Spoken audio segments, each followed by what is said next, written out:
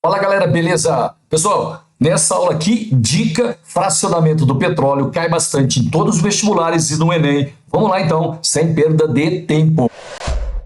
Então tá aí, ó, assunto, fracionamento do petróleo. Meus queridos, é o seguinte, ó, aqui a gente tem uma torre que tem lá na refinaria do petróleo, né, de petróleo. Tem várias dessas torres aqui, a gente vai trabalhar com uma delas.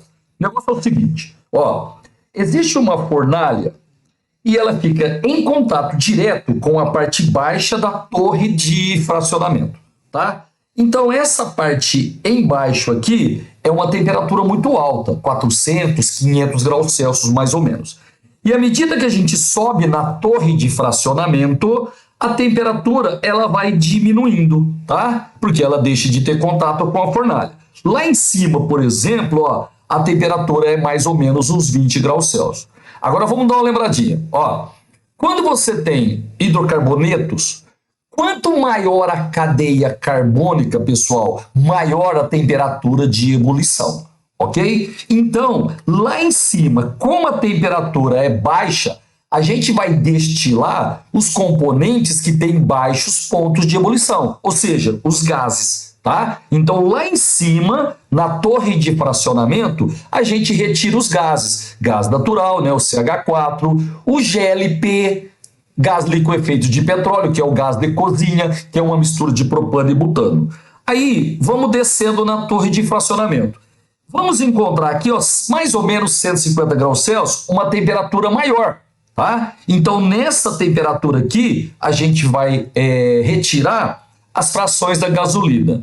Beleza? Descendo, aumenta mais a temperatura. Quanto maior a temperatura, pessoal, maior a temperatura de ebulição dos componentes. O querosene, por exemplo, tem uma cadeia carbônica maior do que a gasolina. Então, os componentes do querosene são destilados numa temperatura maior. Tá certo? Depois a gente tem o óleo diesel, depois a gente tem o lubrificante, e aqui embaixo, onde a temperatura é muito alta, nós retiramos do petróleo o resíduo sólido. Piche, por exemplo, que vai ser usado depois para fazer o asfalto. Então não pode esquecer, ó, quando você tem vários hidrocarbonetos, aquele que tem cadeia maior tem maior temperatura de ebulição.